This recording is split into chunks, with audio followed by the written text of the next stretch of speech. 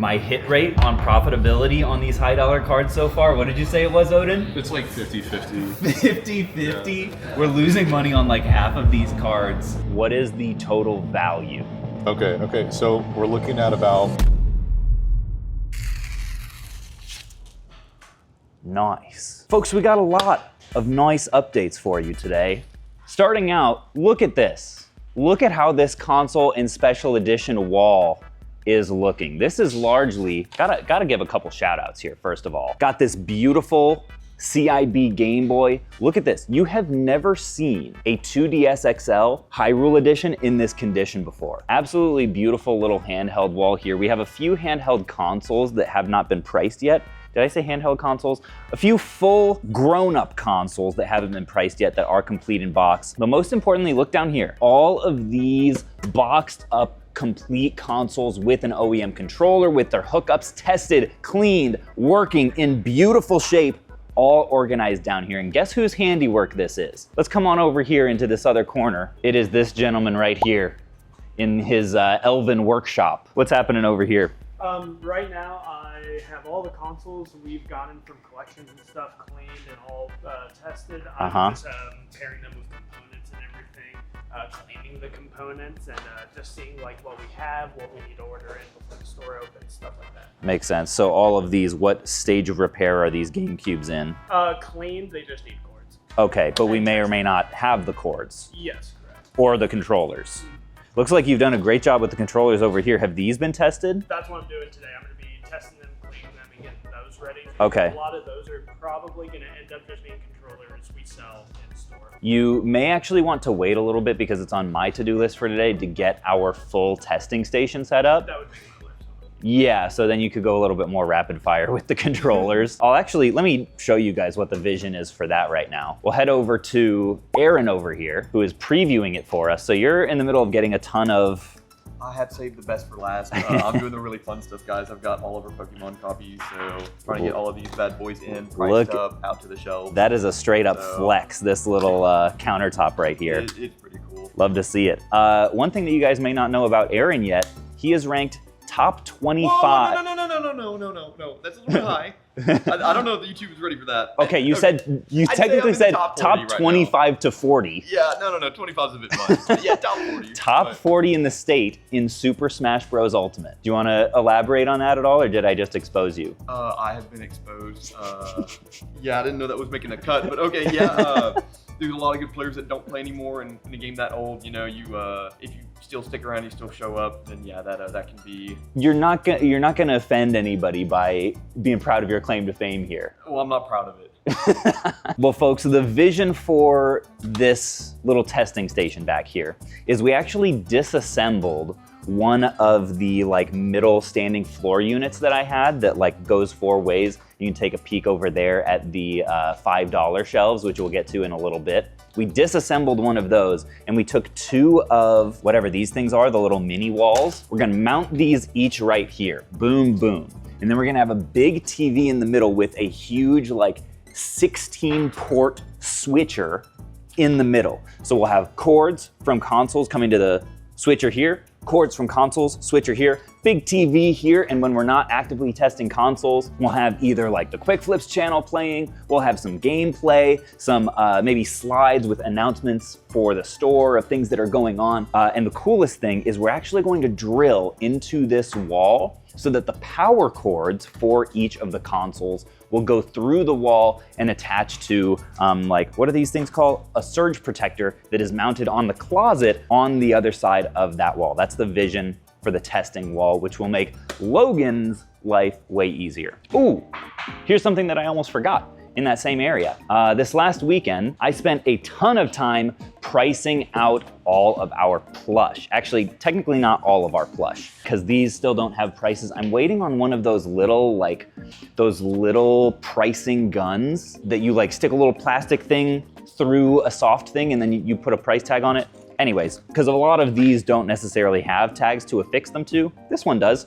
Charizard, good old boy. Our plush section is gonna be hype. Check this out. We've got Trails Through Daybreak. I got a bunch of these in a collection recently. Disgaea Lil Laharl. Lila Harl. I promise I'm not having a seizure. We've got this guy, whatever his name is. He's 20 bucks a piece. Pretty solid for some OEM plush there. We've got a bunch of licensed Mario stuff from XYAB in that like middling price tier. So Monday, we're going to get our multi-tiered little display that we're gonna put in this corner, having them stacked pretty high up on that wall, which I think is gonna look really good. I also spent a lot of time, this is another thing we haven't talked about. Check out these beautiful front-facing mid-dollar games here, folks. I did a lot of experimenting with how to display these on these media shelves in a way that both is visually intriguing and also leaves us maximum room for getting a good number of titles up here for display. And what I ended up landing on is this method of, on the left side, we have a single case that is front facing. You don't have to scurry away here. You can keep doing your job, sir. Don't let me interrupt. So we've got the front-facing ones that are all in the same location and have some like nice visual uniformity. On the right side, we will have just games stacked normally like they are on media shelves. And when you take a step back and look at it from afar, what I really like about it is you get that visual hit from a lot of the more sought after games, right? The ones that people might be nostalgic for. You're really getting reminded of a lot of these artworks. But at the same time, you've got more than maybe about 60% to 2/3 of the space on every given shelf to just put games up like normal. Oh, there's another thing, holy cow. I'm realizing we have done a lot of stuff. This has been a very productive week or so since we spoke last. This display, this little Q, I don't know, what would you call this? Like Q line half shelf is also, get this, going to be overflow of $5 games, at least on this side. This actually is double-sided. So if we come over here, you can see we've also got a ton of shelving over here. I don't necessarily want to stock this full of $5 games on this side because I don't want a bunch of people congregating and like, you know, looking through these shelves and picking out games and whatever, because this is where our line will form. Anytime there's a line for checkout, which I don't know how common that will be, maybe on weekends more. The plan here is to put like maybe excess plush over here on these kinds of hooks, maybe some like snacks or miscellaneous knickknacks, keychains, etc. We've got the merch cabinet right over here for some other cool little impulse buys that you can look at and enjoy as you are on your way up to the checkout. We've got stickers here that will maybe or maybe not stay in this location. Maybe that's the kind of thing we could pop right up over here. I don't know. Still very much a work in progress, but I'm really happy with how it looks. The big thing about this is we were trying to figure out what do we do with these extra, you may not be able to tell, these used to be those media shelves that are on the wall over there. We just deconstructed them and put the two bottom halves here and the two top halves there, screwed them all together, put a big plank on the top, and kind of jerry-rigged our own like little waist-high display here, which is great because it doesn't interrupt your sight lines as you're coming in the store. So you walk in, you don't want like a ton of displays that are just cutting off your view of what most of the store is. So you can see $5 games here. Over the wall of $5 games, you can see our little merch cabinet and our NES and Super Nintendo area. You look to the right, you've got your $5 games, 5 for 20. By the way, this also is new. Put this little acrylic display up with our branded price sign here, which I really like how this turned out. I think this turned out really well. At the beginning of this segment, I was just unwrapping another one of these that we will put probably on that new like little half display there. I may need to order one last one that we put on our other little $5 stand, but anyways, oh my gosh, this is another thing that happened. I almost passed it up. Our handheld case is now completely chock full and actually overflowing. We can't even fit all the handhelds that we have in this case, which kind of makes up for the fact that we're not going to open up with every console in stock. That definitely was, it was a soft goal of mine, but in reality, we don't take, through our website, we don't take consoles. So it's much harder to come up with a solid amount of these things to have in stock right when we're open. But the way that we're making up for that is look at down here. We've got almost every color of Game Boy Color in stock. We've got a Game Boy Original. I believe this might be every color of Game Boy Pocket. We've got an awesome GBA selection, tons of Switch lights, a bunch of SPs, and pretty much every 3DS or 2DS that you could dream of. So this section is going to be really, really hype. Check this out. We've got a customized LCD Game Boy Color here for, what is that, 160? And then the big boy. The custom metal boxy pixel case Charizard Game Boy SP reshell. This thing is crazy. It charges with USB-C. Take a look at the screen on this. Oh my goodness. Absolutely gorgeous. $450 on this thing. This is absolutely primo. Hopefully the kind of thing that maybe someone would trade in for. Oh, I also went through and finalized our Nintendo, Super Nintendo, and N64 sections. Not finalized, you know, everything's a work in progress, but I got them into more or less the form they're going to be in when we do first open our doors, with a ton of cartridges front facing with the sticker labels and prices visible so people don't have to ask, how much is that? How much is that? How much is that? And then boxed stuff on this bottom row here. You can see right behind all of these NES games, we've got just an extra row of vertical boxed NES games, which is really cool. We've only got, excuse me, people. Can't you see I'm filming here? Poor guys, they don't know YouTube. So up until basically here in the cases, I'm really happy with how this looks. Look at all of these N64 boxed games here. Ogre Battle, Mario 64, Smash, and then all of the forward-facing cartridges as well. This is shaping up super well. We're still waiting on another shipment or maybe two of these 3D printed stands that will help us display our Game Boy games and our GBA and our DS and 3DS, and especially our Switch games in the same way. I like as many arts as possible. I'm sounding like a broken record, to be forward facing, every price to be visible, and you can see this case is absolutely not that right now. But the number of 3D printed cases that we would need to stack these things basically like this on every shelf is astronomical. And at $8 a piece, we may need to go basically one shelf at a time for this and take it a little bit slow. But over time, I really like the idea of having just an entire case that basically looks like this. Boom, boom, boom, boom, boom.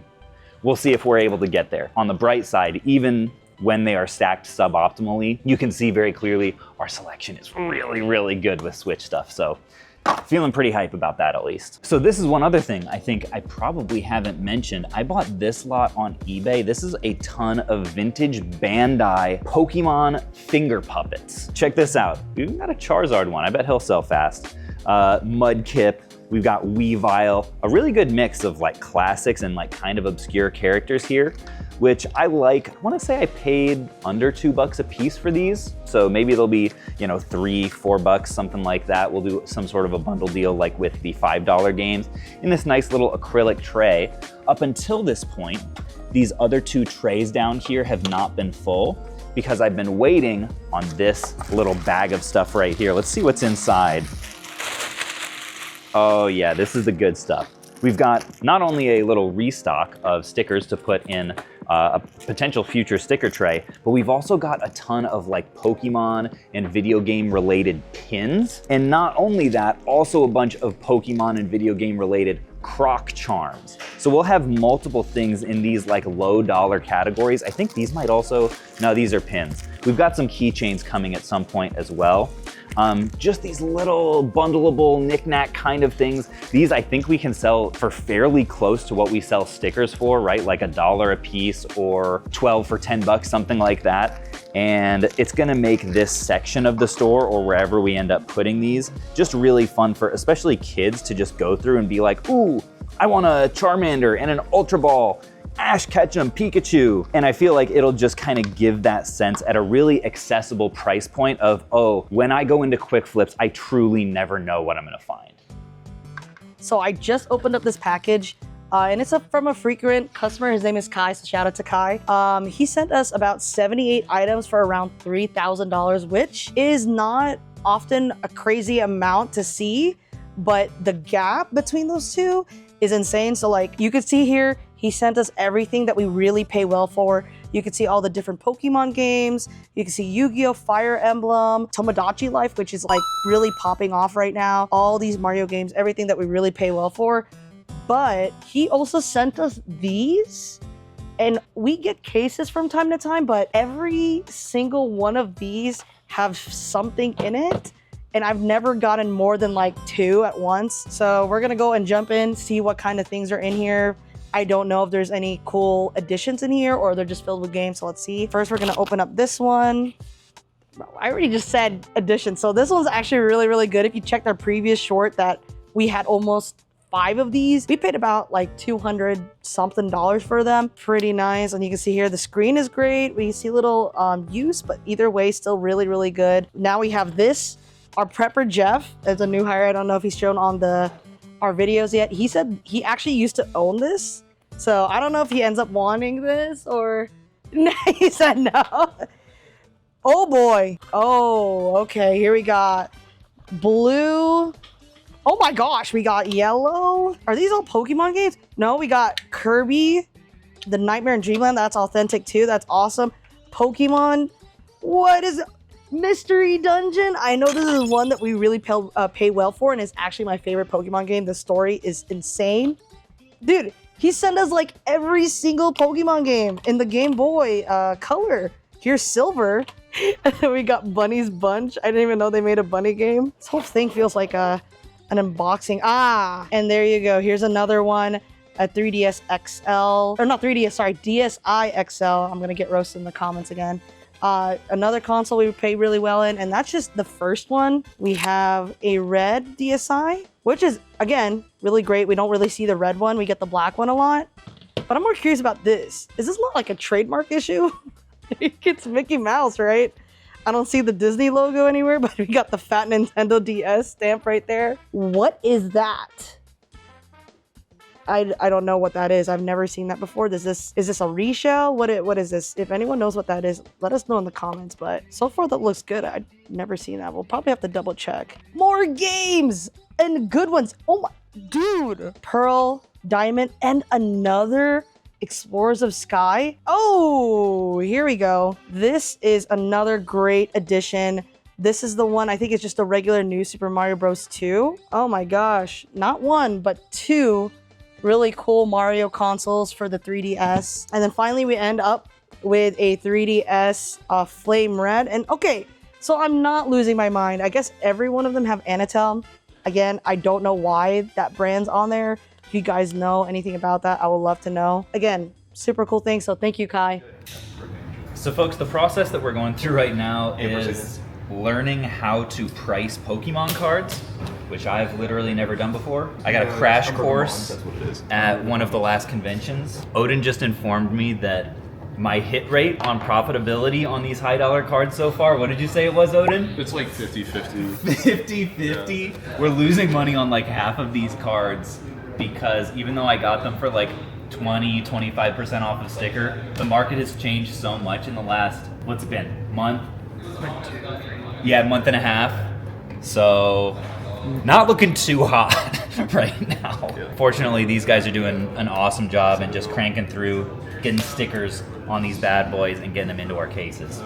So another issue that we're kind of running into here is the conditioning. TCG player guidelines are really helpful when it comes to pricing your cards out and be able to tell the condition, but anybody can say, hey, this card is near mint, this card's lightly played. So what we're finding a lot of the time here is that a lot of the cards that they have listed as like near mint or lightly played aren't actually near mint or lightly played. We're having to drop it down to like LP or moderately. They snookered me. Yeah, but on some of them too, we're bumping up too. So we've got a couple lightlies that I think are near mint. So is that not like somewhat subjective? Like if someone walks into a store and they think it's lightly played, but we've got it as moderate, well, that'd be a good thing. But if it's the opposite way, will they like call us out or will they like get pissed off?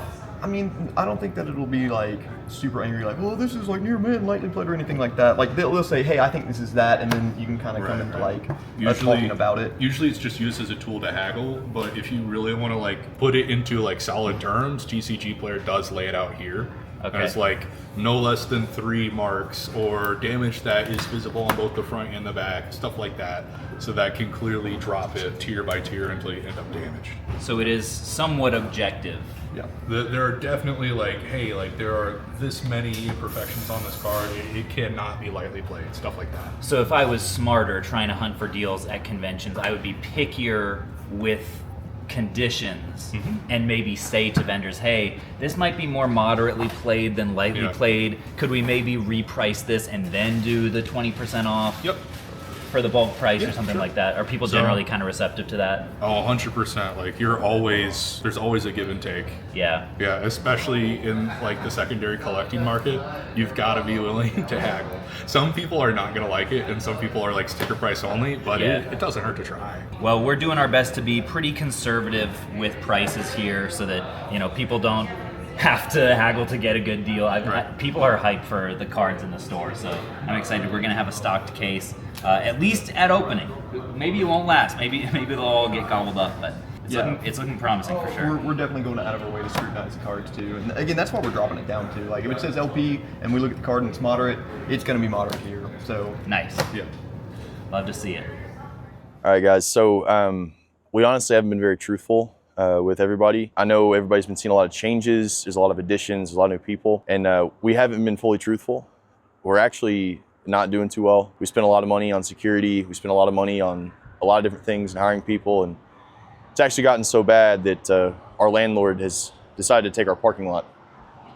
So, yeah, it's been pretty terrible. Our landlord, since they revoked the parking lot privileges, we've had to walk many miles and go through many treacherous endeavors. Many wood lines have been crossed, many mountains have been climbed, many deep valleys have been surpassed. It's been many moons since we were able to have a good parking spot. This desolate wasteland that is or was a parking lot, will it ever come back?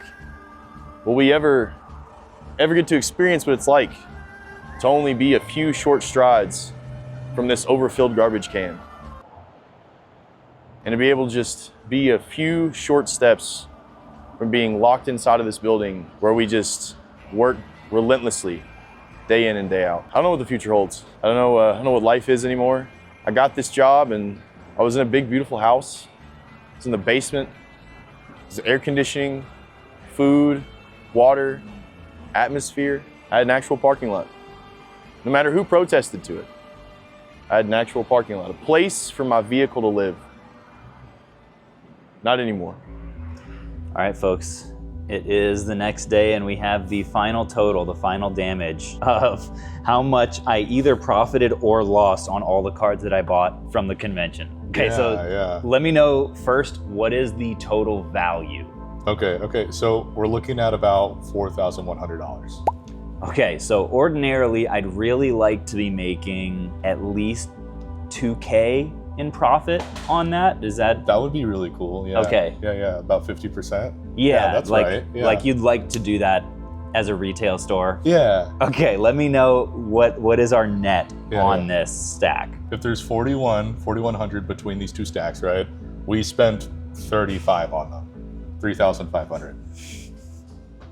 So we're making $500. We turned $3,500 into $500 more dollars.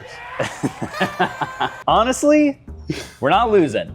So I feel kind of good about that, given how awful some of these deals were. They're not the best. Okay, well tell me this, how fast are they likely to sell? Did I at least buy fast selling cards? Yeah, it is a bunch of good stuff. Like that is the one nice thing about going to a convention is you're running into like a lot of fast moving stuff usually. Yeah. So like the car that you're holding, Charizard so well, everything like that. There are a few iffy ones here and there, like tops. Like we don't need to. It's mostly these. They look pretty, but they don't move. But those are the money makers. It's a big brain play. Yeah. It really is what it is. All these cards were pretty flawless purchases. They're all going to sell fast, and we're going to make really good money, and be in business for a very long time. Yeah, that's right. But in the future, you know what? Just as an act of kindness, maybe I'll pass off Pokemon card buying to you guys. That might be for the best.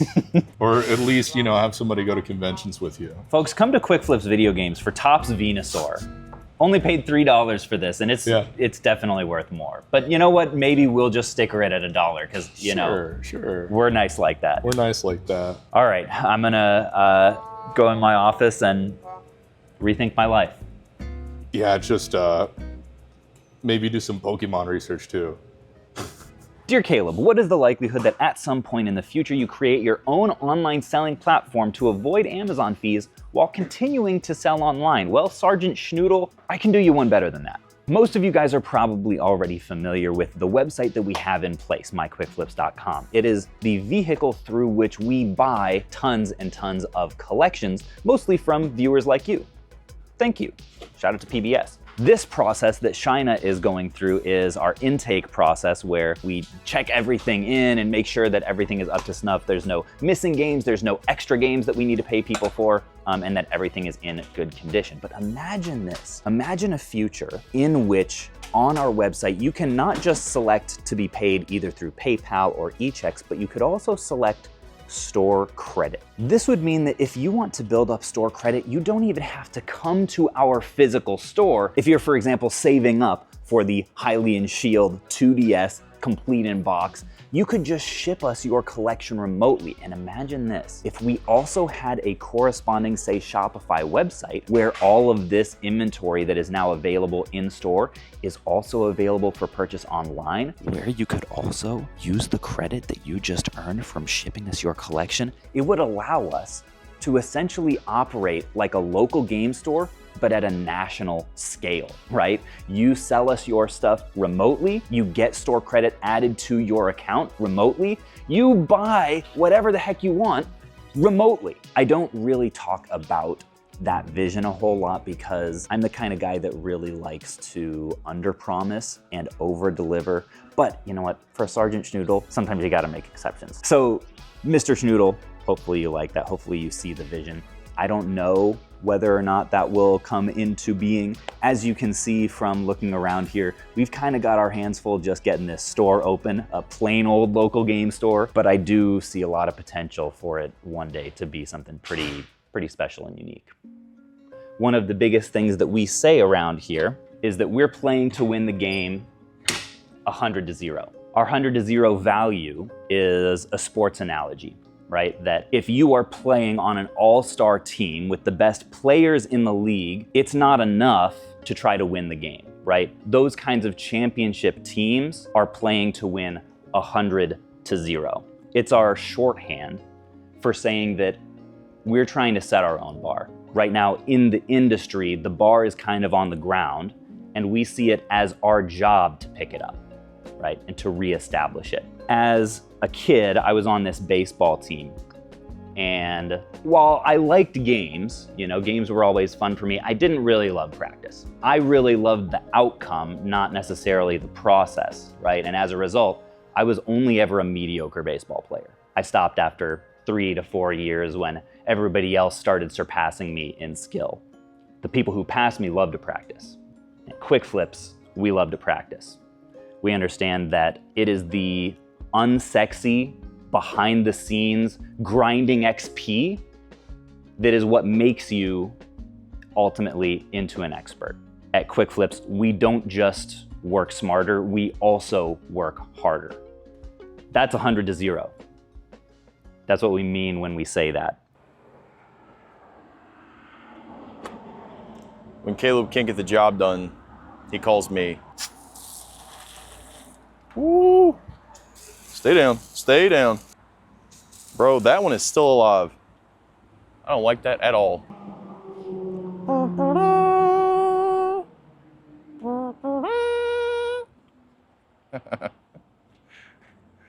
Oh, man. We're definitely gonna get a letter from PETA over this. Folks, if you liked this absolute shenanigans today, I have a strong feeling you're also really going to like this video of ours where, let's just say, we got up to some crazy stuff.